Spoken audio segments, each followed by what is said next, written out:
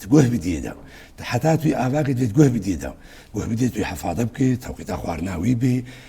نخوش بك بي دوري توي فحص بكي هر هيف وكا أوروبا وكا نمونا زاروك دوري هر هيف فحص دبي عام جير شيتكن كاتشكي ماني جمعنا كا چنا خوشي جمعنا تشتك هبي دهنجي دا رأسا جارة سرتكن أف مهمة ديو باف دفي قلكي حزر إجبر زاروك وكا قوليا قلت آفاي سر قلت كيوي تشلمسي أف زاروك آفاي ويتشيها آفاي خوارنا آفاي تقوه بديدا آفاي تزامي تشلو ويراكي تناس وقتي بتشوشك بي وقتي حبكي مظن ببي مس حفظ صالي هش صالي دفي أف زاروك رياضة بكي دفي أف زاروك خوارنا صحي مخابن الدرفة خوارني زاروكا هنا جميع مواد كيم تلاشي انسانتي هنا الجمع افتش تنيا وين نوعك خوارني دنا زاروكي بيكون ده معدني دي زاروكي كيم قتنا افجي شاشتي قلت مزنا نا تصابر ام جوي كنت قال هي ام دوات شند هيفينو درجه هيفينو تو حتى شاري فيج كذا شيء فيج كيم حتى بلي زاروك بس شيري دي تاني حتى افجنا دي حتى شيء بس شيري دي تايبت تاني شيري دي جبر وكم ما قلت شيري دي قرنقش زاروكي را حموش دي هذا تعقيم كامله يا دوا ناعز بيجي حتى ديب خونا عزبي ديد في هيش خوهبي جبو شيري وقت نبي خورنا دي باش خورنا ديد في باش بي جبو شير قط نبي جبر دياغو شيري وقت نبي زاروك صحي درابي وديجي تندرستياوي ونزانن يعني افكاري ويا تندرستياوي باش بي ترى دست بيكن هناك نخوشي هنا بري زاروك تخصنوكا نخوشي يا إشازرا فيا سلفار بجدا اوكي إشا صوركا اوكي إشا يا الجوانا كي بوشت بون لكن ها فاكسين شيء بون تخانك بحسا جرينجيا فاكسين كي جوجا جوزاروك تشيد بي يكج منظمات الصحة العالمية الدنيا يتبي فاكسين درخستنا ولو شش نحافت نهشت ندهن تفدرتن زاروكك الجمة شلل الأطفال جرسومك شلل الأطفال هبي وقتين ملقح بي وبروبليم بري خوريا هبون بري صورك هبون بري سل هبون لو فاكسينات زاروك يدخن جبوت كاربي في زاروك بباريزي دروجي بين ده وصالي بين ده تنخوشي بيرتشي نبن يعني زاروكا بي فاكسين اي نخوشي بي مناعة الجم تنيا وقت فاكسين جديدة مناعة الجم تشيدكي بكتيريا هبي جراثيم هبي نشا هبن وبيك هبي ورحت بي تعديل هناكي افزاروكي ساغلن رابي وفتشتكي جرنجا دنياي تفيدا الناس باش يعني سباش خدنا فاكسين جهاني حموكي بيبرنا فاكسين هنا جوانا كان جاكو نوتشيد بيجي كده يعني في درجة نكن. لا منظمات صحة عالمي برنامج كويه برنامج دي ودي عيتها شيتكي تلقيح والولاطي عالمي تف بلدكي وبيتشتك بتشك وعي فيج مع الباتيرد وجبو زانبن اف ارك سكرا ديو باف ديا زانبن اف زاروكا نوتشي بوي تشفاكسين جير لازم بيشتي ببي تشير لازمه چار هاي في اول وقت كرم كري تشلوي ويكاربن غرمك هات سر دناني ويدر نكتنا مثلا بروبليمك هيا وأوي مراقبة في زاروكين تشتك بيرشي بو يفحصا دوري جير شيكن وفحصا دوري يا زاروكي بينج هيبي أول ده هر هيف لازم جاركي هر جن دكتوري زاروكا كأف زاروك نخش كبي نخش نكبي كتندرستي في زاروكي شاوايا جانا تشت مفاجئ كان مزند بي دريج بوناوي جرام وزناوينا كان نخشين هبن ضعيف بوناوينا تناسكر دنانيوي فقوهيوي وفحصك تزاني دكتوري أطفال فحصك عام جير شيتك كاوتش الجميع زاروك أفزاروك صاغ لما تشتاق جيكيم هبج بقاربي بيك بيني بس عمينا بشتي زاروك تي شيء درباست كي دس بيت كنو كاري خوارني بليدا ملي مخام الجمع زاروك ما تشنت كانت تشنت قالك شكرات خون تشمشتي يعني نا قالك درست خون ملي يعني كاري بيجي بزاروك وخوارن زاروك وخوارن الجمع تشتكي قلكي بروبليم قلكي مزن حياه جميع خوارني الجمع زاروك بيجوك افيد كان او ستيك او محلات التف ناحيه صحي سروانات ابدا بيشما جبل نمو حقمن يعني زاروك شي بوزا يدخي زاروك عمري صالك بوزا يدخي اف بوزا راس انتهاء بصبات بيرشيكي اف دفي زاروك يخو بباريز نفاجتا ددو دفي خوارنا صحي بالندا دفي خوارنا صحي شي خوارنا قو معادن وفيتامينات او تيدبن باقش بنجبو اف زاروك بسلامتي رابي لا شيش ساغلم رابي نمع قولة زاروكي بردي خوارناوي وآفاوي وسرماغو بقري وجليوي في زاروكي بتايبتي بريك وبيك راكي حتى اف زاروكا صحي تراكي زاروكا تندرستياي باقش بيصبح نخوشين لي در كفن لي تنقارج على سرجي بكي وقتي مظن ببن همين السرداني السرداني بيجيشكي او قبل زيارات طبيه اما كي او جيكي تشتكي جبوي برينا خوشيك تشبي هاي معلومات الجي حبي ودرمان بكن يعني نهل اول خوشي بيرشب طبعا معنا يك اساسي زاروك اختلاف حصاد دوري ان بيجن جبو في زاروك ببارزيج نخوشيا زاروك التهاب لوزات بيرشب وقع نمونه مين اف زاروك بشو نهاد جار سر نبو معالجه نبو اف زاروك بلكي تعديل دليبي بكي سبروماتيزم دلر بكي الناس كده اذا افزارك دي اهل زانون معالجه بنجم دكتور فحص بكي لي ميزيني لوزات من التهاب العوم بي قزباوي بي قبض بيرا بي تشتن هبن جبو دروجي بين دا عم وقع عمري مظن بي افزار وتشتك بير شي نبي جبر تشقا دريج بكي وي بيهتر زحمتيها بي وي بيهتر جارسرياي بزحمت بي وي بيهتر نكار من معالجه تشنا خوشيها هياو طيبتي زارو كنت بيحسا هاي تي جارسركي وقت هذا قلت ناخذ بحثات درماك هناك جي هناك كي زارك بتشيك هناك غريب وارشيد بيان بتشيك درمتي سروا درمان تبيتي كوادنا كيان خالص سربياش كي عمي سربي حدا كي ولو فرح درمان نادي زاروكا بي دكتور بديوانا افيج جبو ضمني اختصاصي ما نولو ضمني وامتي دكارتكم اسبيج ما تصحى الجمه تنه ودانا درمين شاشه وسيستم ما قويرو ام سرد ماشين الناحيات تندروستي تف غلطه ما بقرا ودركفه بيچما يعني جمع الوقت تخستين درمان الجم خونه نزارو اشتر فيجا ازي ام بيكف رجلات انا فين تف نبس جمع درمان درفة اوروبا ممنوعه درمان كي بدي نزارو كنا مازن الا بوصفته براتشي في ويست بيجيرا سرصه دي صار دكتور بنفيسي وفي ويست بي ولازم يا حبيبي دو درماني زارو قد شيتي صيدليه بك درمان كي التهاباتها معنى التهاب العمر وكانه اهلنا خشت حتى شو دكتور ده خد خي دكتور خد خي صيدلي يجي ودرمان جيري نزاني او درمان جرعك سامه بديده نزاني او درمان دروجي بين المستقبل وش تعديلك نزاني كورتيزون كي بيت شغال تعديل كذا وكرش قاويتكي فأراد تبي نزاني زاروكاي الحد افجي شاشتيك ام بانغا خد هنا مع الباطا وبافو دي انه اف ريغو ام بي كاردكن شاش دبي دوري زاروك خصوصا نمزن بمزن تشتكي ديها زاروكا بتشو بافو دي تشتكلي هاتا خويا كرن دبي دوري هرجم دكتوري خوي زاروكا درماش بر خونه زاروكا شي نابي ابدا شي في جرعات دكتوري بحد نيجيرا شي بي وي سي ابي جبوت المستقبل افضل ما تعديل لك تناسكن ياش تبي مهمتر جغينا درماني ما تزاني درماني ما بكنترولا درماني ما ناو درماني اوروبي هكا درماني ما صناعه اوروبيه وفيرنجي ام بيكتين ويقالك تعدل المائي بس بي درماني ما تزاني نا ما دافعات دي قيمه كنترولا قيمه وقا هي باشا بس نسبيه عم نكار المقارنه اي خوا بيقدر فرق بكين باشا بالنسبه مره تقول امكانياتي ما الجور وضعي ما الجور بهابونا نبهايا او بهابونا زيدتنا الجور ملت فدفي درمان اهل هاي زاروكي خوهبن درمان في شورا تختار قدغايا نتني يقولوا درمان المالي فيش برد سي زاروكا هلينن زاروكي بيحمد خو درمانك فخار هاي قرينيه تبي بخي جحره درمان وي مري ما درماني مزنا جيب درماني اي تنسيون مزنا بي حشرات بي اي منزلي بي افقلكي جرنجا دفي مع البات تجارة درمين ندري بردستي زاروكا دا وقت رابورت اف درمان بعربي بيجن دفي دستي زاروكا نجهي دا نولو بعيد عن ايدي الاطفال رف حبن درماني قول جاكي بلين دستي زاروكا دشتكي بلين تجارة زاروك نقعد في درماني بيني وبيك بيني واستعمال بكي بس انا بين السر تونسيا زاروكا انه تفقراوا احنا جد دست جورزيش سبوري وانا كي علي دروناسي علي نفسي ثاني دكتور شغل جمع لاوروبا ازديست بيجمع مسالي اوروبا تنجبر اس شمتيم لاوروبا رياضه وكا خوارنيه سيستما سبورتي وكا خوارنيه زاروكا بتشو ويتعلميني بسكليت ويتشلو ماشي هم في داوي هي تعلمي وهم لا شو يفيدتك بدي اخر وقت جوركا دمشي كيلومتر دوسي دو سبورت رياضه تشبكي تشعجبكي ويشي شار او زاروك وقت يجو في سبورتيت كي نبحاجة اصلا درمانا جبر سبورتا زاروكا در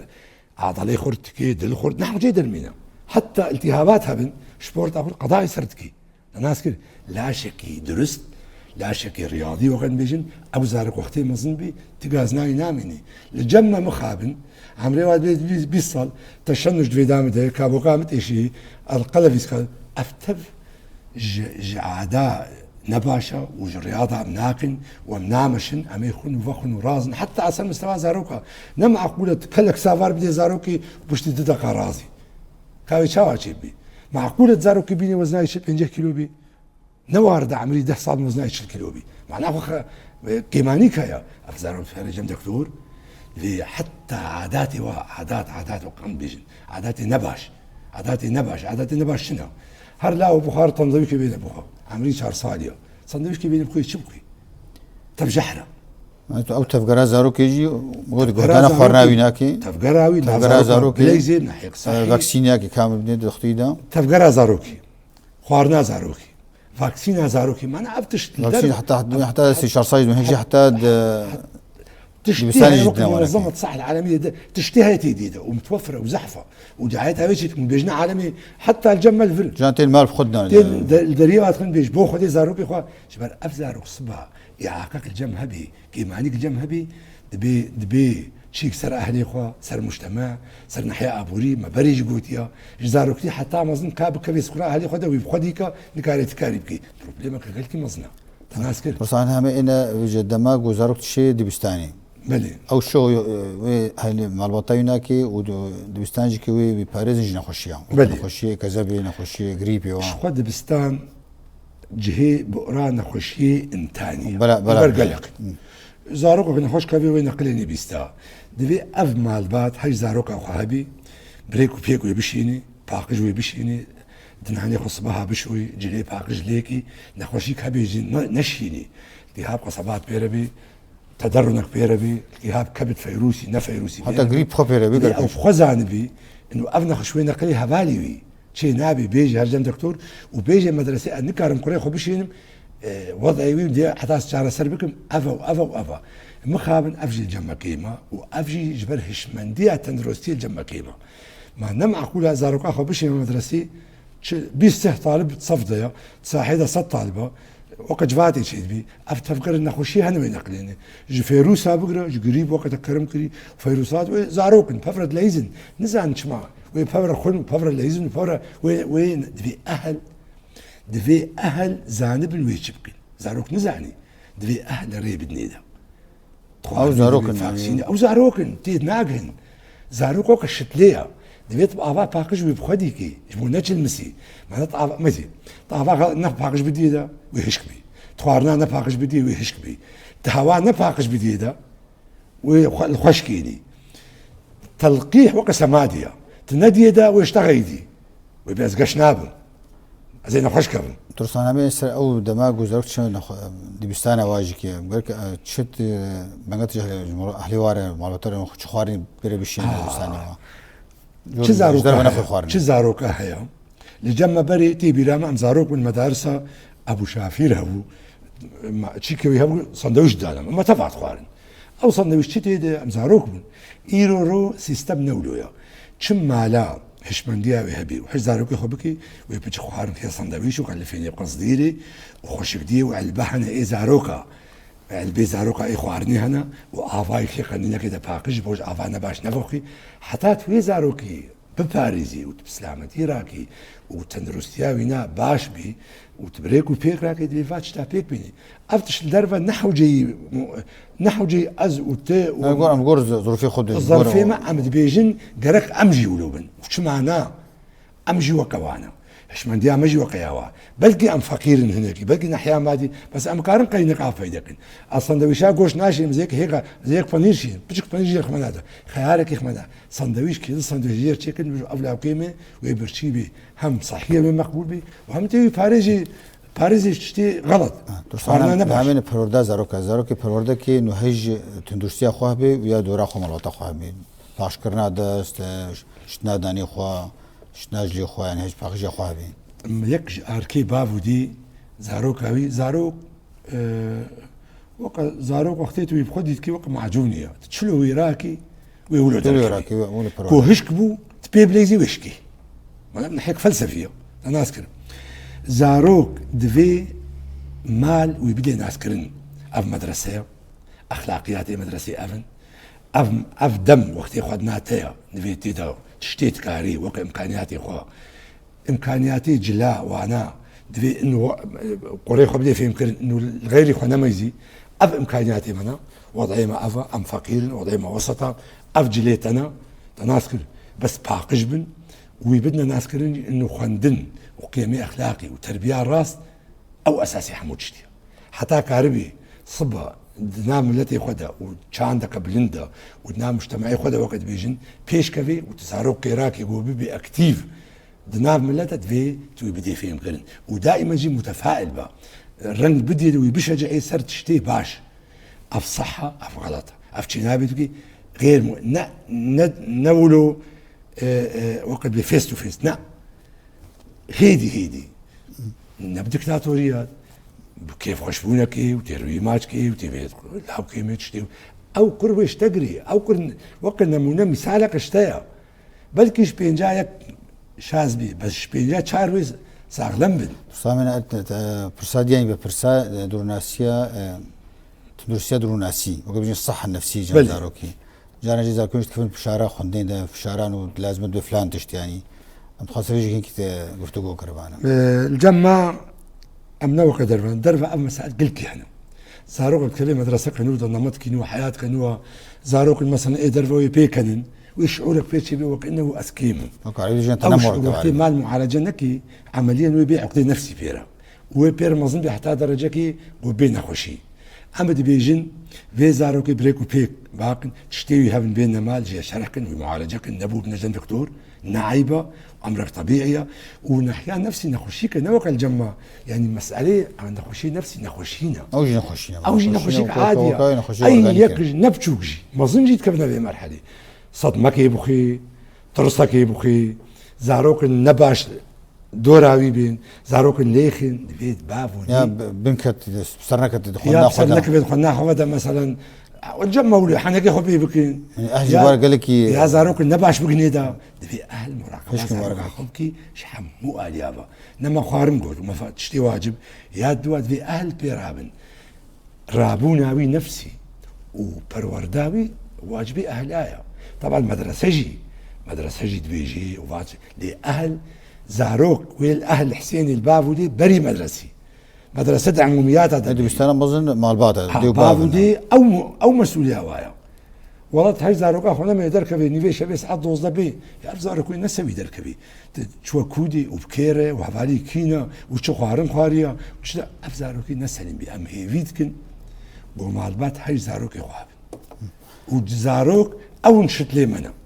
تصان هم إن ثمانية جوانية ثمانية خورتانية أوجي كي ثمانية أختي جنودك هنزاروك يعني جن ولا أختي دنا خورت خلاص أوجي كي هنا كي تهبتت إيه والله أو فيجا مرحلة خورتانية مرحلة قلك زحمتها بيش ما تزاني استقلاب هرمونيا وهرمونيا أختي بلند بن بانك دزن الناس جنودك هن أفجد في ديسة مع البعض وحوالي قنج وأوجد فيها إيش خابي خورتي جوان دفي زانبي شخو فيهم جيت كي حدا صالي هاي درجات استيعابي بس دفي توي برورده بكي من كنترول دبي انه اخي اب حوالي تباش نكا حوالي خراب جبوت نخراب بي تشتي خراب نكا ولو بي وقت نمونا تبقي حوالي خوش خرافك يا مثلا تشتي نباش بكي يا عندك مخدرات طبعا دوره بس قلت ها حوالي خراب تشتي خراب بي قلت ها حوالي باش تجتي باش بي بري سؤال كرنا دبي فلان من الناس ما كي بسؤالي حوالي يبقى كاكينا تي تقييمها وخورتكي وخورتي ما ينو مخابن طبعا تعدج الوادي بطالن دبي خدي كاربن دبي بخينن دبي خو مجول بكن دبي نسهر نعطى ساعات دوسي بارجيلا وتشتي فالا تقارد بصف عشر بخيني تشمن دي اخذ زي بكي تجي كاري دي وقت تي فراغ بتلقى وقف اخذ دوس كتابي ابناء نورماله اللي تبكى بواره كده شغليتا ساعات دوي بشفبي وحواليتا نباش اف تشتكي قلكي نباش وجي لك قلكي جرين كنترول زاك بيكرن هجا مش دوري شغارا كبي دوري كبي دوري ارجيلي كبي تشتي باش انا مثاليه تقاري تشتنا هنا نبدا ستيتنا همناكي تفهم تشتي بدستي خذ قاري بكي وبي سرت بكلفي تكاريت دفش إنساني بيس مثلا قسم هنا تشتي خرابتكن تدوري واقبة رياضة بكا تبخازي وقتي خدا أجري خورت مديت من دربها خورت تكلمنا بنضغط عصبي موجود كم ضغط نفسي سبوري وانا أفريقيا شيء كن سبوري ده حمل أثقال بي رياضة بي وتشقى رياضة خوشة أم حجيناكن خورتي وقتي هذه الرياضة أو ضغطها سرتي نفسي ويتفتشي تبخوجين أحسن تيمك فوتبول بهبالي خوارا شقي فات تجير بروبليم المهم تشي سبورتي تي وضغطها سرخوا تفعلاتك او شحنه داغرتي تفعلاتك جبوت بإنسان بدك جوانك إيش داغرتنا وقتينا كي بتشتي بسود تشتي جو تشتي باش رنگي باش بخندني بي بجفاتا خوش بي بهبالي باقش بن بالرياضة بي بالتلفزيون اخبار كي بي بهفالنا معلوماتها بي قلك يعني قلك تشتهنا تكاريخ وبي مجول بكي قوت بخازي ومعلومات بخازي في انسان راسه درس راقي ما تشلو اطبائي ما ومهندسي ما وخورتي ما ندفي كسنا ولو بن حتى روشنبيري ما وشعرائي ما تشلو درت كبن ما ندفي ولو بن حتى در كبن دي بنقها واهبي ما تشلو در كبن ويشلو انسان در كبي عالم قلنا التعبي بي سرخوا وعزبي بي وزحمتي دي تبين تشتولو ناين يود بيجن قلتني بري قلتني مزنات بيزار كذا مزن بك حوالي خوا افجر راست تصامين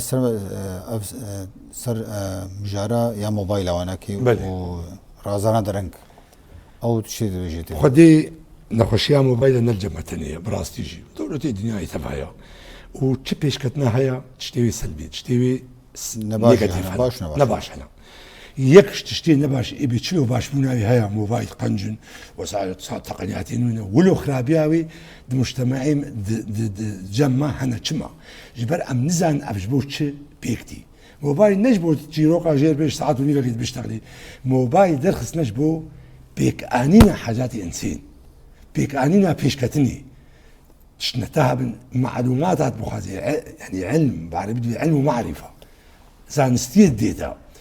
كيمبونا دم ديلي واختصار بك دمي كارك تهبي ام كارن سر خوارني حفده ساعه صار موبايل من جيلينو شباب تفهم ضابونا جغينا تشتي نباش وجغينا اذا كاري مش موبايل نباشا وقت موبايل ثمانية مروفه يعني او تفجي عمري انسانه مش تفجي عمري انسان شيء بدون قبحسي ويميزين وقتيه وشيء يشتر بيجم ادمان شيء تبي وقع عين موبايل وقع بيتشلو تشغالي دفقي تشلو ترجيلي دفقي تشلو تشت نديت خوي قدام طبعا نوع كوايا بس وقع نوع مش ادماني شيء بي تنمع كاري موبايل افجي شاشتي كل مصدر بيك بينا اشتر لازم بي 4 ساعات اصل منه بس والله تتوظف ساعتها صار موبايل تبما شيء مشتكي صار بس بينا بلا تماشوني ما او یکیتیا بجشکی زاروک الدنیا جهان بجدو لازم زاروک حتی 6 ساله که موبایل نبینی زاروک بچوچک کارل تلویزیون امیزینه پروگرام کی سر زاروک بی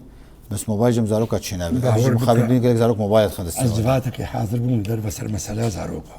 ممنوع منعا باتا زاروك التلفزيون يجي ميزيني شو موبايل البروجرامات هيبتها زاروك عمري بين صالي ساعتك الفيلم كي زاروك ميزين تشتكي ميزين زي ديوي قطعا تشتكي تماشا شوي زاروك هيبتها بعدين ميجيدكي او زاروك تبي جزءك تلفزيوني نما او هشمندياوي تركيز جمنامني ونضاد بي ناحيه نفسي بير تشيد بي ناحيه عصبي بير تشيد بي افنعز بيجم اف دراسه اكثر شيء بوا ازنت وكي حاضر موبايل يعني موبايل شي نابي زاروك بشوك موبايل خد السيده قطعا شي نابي قلت 5 ساعات بوش بس بلا واحد زي خمد استيج بو الراس زي خمد استيج بو بلا ويج ما فكر نا افشاشتيكا افنى اصولي تربيه زاروك هيا اف بازدانا افكرنا زاروك تناسكر صار هم مين وجه 8 جوبو عيناجني اي زواج معي جن ومير چه تایبت هنه جبوی بین پاراستنج نخوشی تایبت نخوشی ای جينيتيك ايجو وراثي بلي يا نم مشكله مجتمعي ما قلت فات اشتاد بيجي تبي اخي مثاليتها نولو يا زي وقنا منشتري مديتنا قال لك انا سكارم بيجم دبي فحوصاتي بنولو يعني نم معقول انسانك تزوجي بلكي اب انسان التهاب كبد بيري بلكي اب انسان التهاب نخش مع فيروس بيري بلكي لا سمح الله ايدز بيري قالك تحليلات شيء تحليل وحتى اوروبا تحليل وراثي شيء كده الناس كده بلكي زمرا دموي خلاف هيا ويا ما زاروك شيلابن سببك هيا جبر وقتين بفرد زوجن شيلابن وقتين جفد تقرر تشكي زوجن تشتكي نورمالا دو الجمة هي أو فديبون هيا حلم فديبون تيتن هيا بيرك دفي خفاص بكي بري ويجي وبشتي ويجي وزلام دفي خفاص بكي أخي بركي أفزلام عقم بير هيا تيشما في بيركي جريمة كي في بيركي زاروك شتر شيلابن هر خفاصك نعيبة ونقولناها الناس كده وتشتكي نورمالها حق المجتمعي مدى كيمانية قو ام دوف فا كيمانيا بن ام تجارة ودرساونا كي جعليه جايري خسنيفا دبيك تشكس جمهور هفدو بينن دوجين عيادة ما قبل الزواج راست هر هردك كنترول بك ميزن بروبلم هاي ولا نا نوكا هفدو بين بس جا مخا هفدو تين نوكا تشن لدرفا وقت انا كرم كري وخيا يجي عيادة خاص هنا إنسان بري بزوجي شي عيادة فحوصاتها شي تكن كان نسبتها تطابق شخاصها كان مستقبلي هردو كارن بزوجن أوكي دانا أوكي ندانا أنا زوجين سامع إن بتهبتين نخشينا وكنا نخشيها تلاسيميا نخشيها خويني حتى نخشيها إيدو ناسيوك أبجي كي وج نفس معلومات بين بتردد ها وقت ما نمونا مشترى هني دكتور ناخذن الجمع هنا خبون أزنافا نابجم حفت قري كردر كتنا بيدن شما كش عام كخواني كش خال لأوروبا بكوزيني ما يعني كش عام كش خالتي كخال ممنوعة محرمات جموع لدنا حياة ديني با حياة علمي با كوزين شي نابي خواتيا كش خالتي خواتيا كش عامي خواتيا الجمع أفقا نخشيتا كريم كريت هاليسيم فقر الدم تاليسيم يوم نخشين هنا إيه نقلن قال لك نخشي نقل دريا نخشي عصبي هنا جهاز عصبي تشوهات هنا نخشي دي ان ار نائب افقا نخشي دريا شفراوي راسيه بو جفت زوجين نيزيكا مخابن ام دبيجن ام نابجن زواج الاقارب غلطه زواج اهلها غلطه ام هي دوي ميجي وخي كفن لنا انه ام يقع غريب نايم قلت يقع غريب نايم بس صحيا علميا شيء نابي عالم بيش كتير او تشتنا معنا جمع براستيج صاد من جيره از براستي از فكريت بيجم است حتى ايفاري بيجن بلكي نخبا خندوان زاني نخبا مثقف زاني يا هشمندي وحبل زانين مع البعض كتير بس هر مثلا قندا ربنا فقير قال لك ام تعرف قندا انا بس قال لك قندا انا ايه قندي نزاني مو زوجيني ابقى امور قهجنا جديده بس غيني والجارة جا بكي او هدوتين بكي دوري غريب مديش نخشي مع الوقت ده يا جاب كنترول هناك او جيت شكي بيوستن وبري يا او بري اهلنا اهل انما بري يقول ما وقت زواج شد بيت به هناك كنترول هبيت به هناك فحوصات هبن على الاقل تضاد نبي الجم حرتك تناسق انها مش وقت نمو يعني بلكي تخورتك هات اخي افخورت اقم بيره ونزاني خو معالجك نوجني بينا بلكي افجن مبايدي تشتكتي هنا ونزان مثلا نخشي مبايده باش خو فاسكا تزاني بي وتبكي تجري ما كيتكي بس وقت تخو فاسكي ناكي وقت زلام خو فاسكي ناكي تناسك ويتشن خوازن افتشت عيبه وقلناها وشينابي باش بشتي زواجي دركبي هندي فيجا بروبليم شي اف بروبليمي اجتماع مشاكل اجتماعي تف افن يبقى امشار سرناكن معنا اف قوتني متف الوقايه نولو خو بفارزه بريتش ببن جو نخشي تشيبو دبيت علاجي بكي نا خو بفارزه جي فقط اشتات كاري خو بفارزي صرت ناكل في جبوت نكبي بروبليمي مع الوقايه شي وقايه بعربي الوقايه استنجي نخشي عنك بالضبط ولو يا صاروك ابتشوك تدنانيوي تفحص بكي تسوس بيرك تهاب لسي بيرك معالجنا كي بافي شوط المستقبل بينما قلت بي بحسي ويقايد بس تبي بحسي ويدرمانكي ويديدو ويساغو سليم درك فيه سامي ان هاوجا او قونغا بشتي جونغ هبوتين قونغا دوجاني جنايا دوجان او تشيجي تخصنج وخبارز جنا خشيا بروبليم ما انا افكاري ويجي بس امي جوابي دين نقول معلوماتي عامه اميدن بيرك حمل طبعا فيها شخابي في خوارنا خوش بوخي في نخشيك بيرتشي بي مراجعات دكتور بكي الناس كده ومواد هنا في بكي فقر الدموي بيرتشي بي اسيد فوليك كيما قال لك مواد درمان هذه حتى واشتغلن به حمض الفوليك تزعني ما نحوجي حمض الفوليك وحديد ومركبات الزنك ابنا بلكي صديها شتيل جمع كيمن صدي نوتش في رقعة جمع كيمن في بادر معنا بخي عجان دوجان دي دست بيكي فوليك يستحمو بخون دست بيكاوي وكلسين هذا جنب دكتوري خو دكتور بديده دكتور اكيد نسائيه وياكل سي جديده وحمض الفوليك جديده وحليب جديد وفيتامين ومعالجكي يا الدواء لمراقبه جنين بي الجروجة اول كرح بهاتيه رح بنهاتيه كم سنتين معنا الجمويه هر يعني كم سنتين هر هيف مخططها الجمويه نولو هر هيف حقاسه تشتن لي هنا نين بيجي اوروبا تشتكي ديها ما دي سقول مراقبه شفره وراثيه تنزارو كده بيجني تحاليل وراثيه او دي ان اي حتى دي ان اي حتى سيهبات بالمراقبه دي دكتور تخوض تشتي دستيمه ده تشتي دستيمه بخوارنا باريس ناخذ نخشيها رشح فيروساتها درماني مزبوط بخيج بو افزارك سليم دركبي وكما درمان معاني زمان درمان خوارنجي خوارنا باقج نلوتي بي عفا باقج بخي شخو هوا الجمع شخونا باقجة لقدر المكان منطقي تهويتها بي الناس كده شبو زاروكي يعني اف بيرك شقا ساغلم بي وي جنين ولو ساغلم بي اف بيرك شقا نخوش بي وي جنيني بي ولو تعدلي الناس كده زاروكا ولو تعدلي هر شخاصي بيوستا نخوش هذه بيوستا نورمال هيفا بس يكي امكانياتها من هر باصدر وجهري باشا ويكي حش خبقي هر اسبوع جيج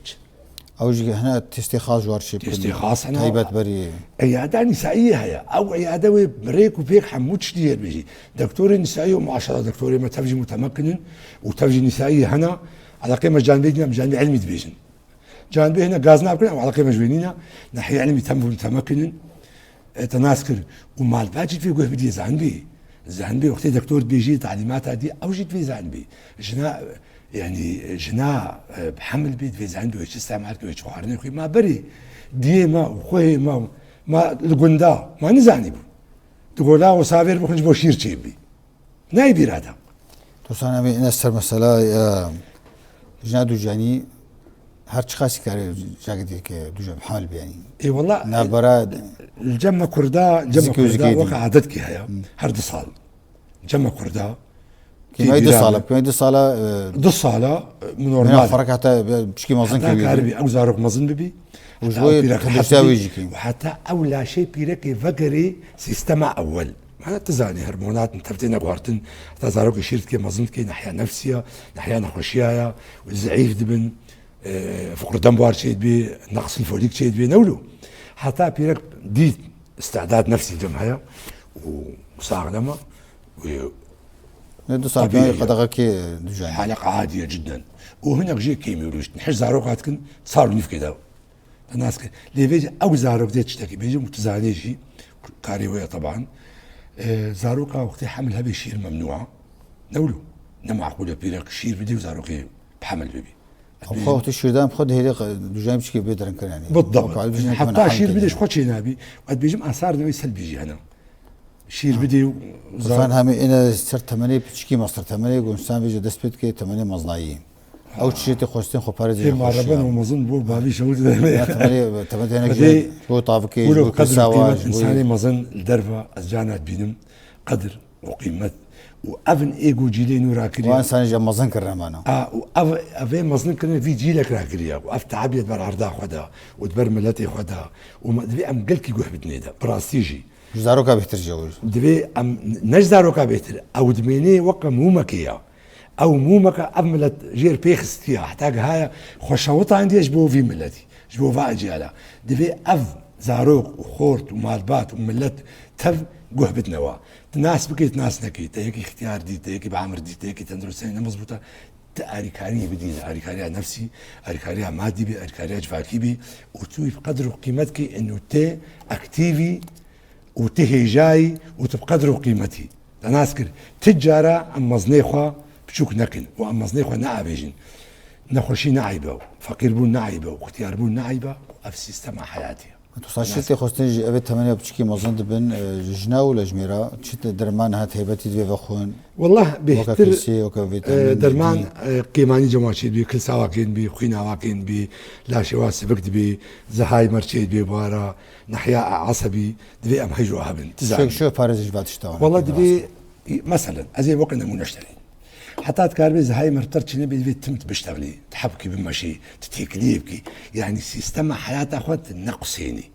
جبوت تسروي بميني وقتی تبر بشتغلی و تجواتی بکی و توی سیستمی بینی قال لك نخوشیتی خوشی پاریزی یک جوا زهايمر یک جوا تجرش ناكر تفقرأي هبي یک جوا نشاطك حبيب ترى معناه عطلاق والكار نكي شوي مري نولو وقتي ابي اختيار حبكي تحركي لاشي ولنقي ودلي تبوكا وكا دينامو عمر دريشتكي وصحت باش تبي واوجي ناكفي نال دستادا يعني باريسنا اساسي افا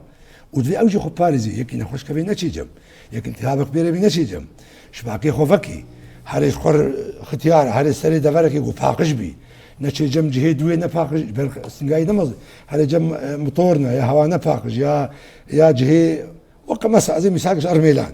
نمع كل هيك عمري هشتسك قال بيدر ميلان ده تف نفطه وفيوله وغازه وهوا نفاقجه وآف نفاقجه دبي اب انسان بيهتر خو بارزي شيء خورد اي خورد مقوماتي ومقاومه بكي هنا بالرياضه اف نكاري اف ربنا دبي خو بفارزي شتي نباش سجانا جينا خوش نمات 8 مازنجي دو خورتان يلك شغاره بخوران ديسجم دوانقام جوا ديس دف شغاره بردن او دم واقع صلاه بخور دفجينا بردن والله ازبني كي جاخذ دفجي بردي باش والله ازبني تشتي خرابه دم نكفي لتشتي خراب باش بكي تجاره تشتي خراب باش نابي دم دريج بيكن بي شغاره خرابه تبچوكايد بخي او مزنايد بيت عدم تمزنايد بخي سنغاتا خراب بي ما باش نسبتها سرطان وقت دكتوري نسبتها سرطان دم مجموعه بين اي نافخن ايد بخن نسبتها سرطان شقاسه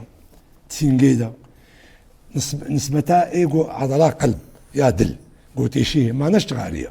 قطران ونيكوتين دستي وانا بري رشد بون كي بيشغاره باشا كي بيرجيلي باشا تشتي نباش يعني بنقام جواره حتى من مازنجي بي دفجي بردي هو بقى شخوا كي دفجي بردي باشا دفجي نبردي تخورتاني ده بيشك استقلابها يعني لاش دشغلي تزاني وقت ما ظن بي انسان او تفدوا زغابات دوا شد بيجني وقت مشي نجيب او ايسنجي الناس كده شاني سنجي ده تف بنا فحم اكسجين نامني تف بنا كربون ها فلان كاس ربو بيرشي يكون الربو بتري تشغال اكسجين ايش ترشكوي تبابا خاخدنا تشبو اكسجين وتشيش غاريد بوخي ددو قطران كيف يكون يتم رشد بي او كراتي حمر كراتي بيض صفيحات معنا تف تعدلواتي شغينا نيكوتين وانا شغينا غازي اذا تشتكي نباشا اي كاربي نفخي ساعات يخش واي فخو يجي شو بعد نكاري كسي ما نعبكي تي بيجي او كيف اخويا تناسكر تراش تيبتي خوارنا وا 8 مازن دايم 8 مازن ما ناخذ 8 مازن ما قالوا خوارنا دسم خوارنا غران وك خورتكي بخي بيهتر سوائل بيهتر زلاطه بيهتر ترشكي نرم ترشكي يعني مديتن جهه شو مجي اختيارات الترفه خوارنا نقول شو مجي اختيار خوار نديت بخوا معنا جدا ما صدوا ده صارت خوارنا ما تفرحنا حمومه دات خنيده وي بطاطا اخني وي جزر اخني وي فاصوليا اخني وي باجان اخني بتشك زيتو يخني دا قال نخني دجي خوي ناخني دا بديت حمود شي مطاعمي اختيارها تشيتكن شعبي خديتنا افن خوارني اختيار تجاره تندرسي يتعدلين هاي لي والله الجمة حميسي بخي وكيف يسال برخده تدوب بخي ما نطعدا يتنز موقع دق افتح هذا الصبح يلتكي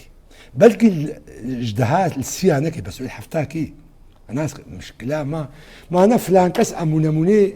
شاشتين فلان كاس عمري بوصد وده صال فلان كاس شغالات بخون تشتد حرف فاقوتني كتير أجمر نبيجن أف نزانية مسرق شتيدش تانتو ساعة ملا تختيقو باش دوشتانا كي ملا 8 حاجة نولوجي أف ملتي وشغالي نبخي وأف ملتي رياضة بكي وأف ملتي هشمندياي باش بي معنوي وي عباقي رجمر درخي معنوي إنساني زعنا درخي معنوي سياسي باقش درخي معنوي جواكا خوش درخي وروشن بيرا درخي ملت تجارة نكاري درخي إنساني صحتاوي وكاري ولاشيوي ندرس بي فرصة داويجي كي أف 8 مازن وسبور خازن وياج كيني كي يعني حتى هيك شاي كاري سبوري بكي وقع أذان غور 8 خو وقع أذانم شخو رياضة هشك تشي نابي مش إنساني هيا مش عادي جيرا باشا تجي زاني أي إنسان روجي 6 كيلومتر بمشي عبارة بدي إعادة الحياة لا شيء خو وقع بطارية أكتيف كينو تنو بيكتيني سي تشقى بلابتي دي ساعد بيجم تشقى رياضات سفك تشخور بقري تشخور رونيت بمشيت حديقة كده بخشكي بخشكي دا تشخور جوكي وكي خورتا دفي عمري دا تشيبكي أم نابي إنسان نامري أمي تبمرن بس على الأقل روجيت تيدا خوش تربية تجيانك بريك وفيك درباسكي وتجيانك باقش درباسكي وتعدلتناي وتفيدي دي ملتي خو أقول لك سباس هذا وساعتها وخش وتشتكي ماني هبي أفل جمع هيا وبالعكس كيف عملتي كي إضافاتها بكي جبر بانجامنج إنسان يخون دوان أطباء وروشن برزان بانجامنج أو كثير بني الدرفة إيجو بفيتشتي نزاني بانجامنج واريو قال لك سباس طبعا شان جحتا بين شمباوري دم سيبشتي خلك كنويات ندرسي بين خير خوشيدا دما بني خوش بخاطري قال لك سباس قال لك سباس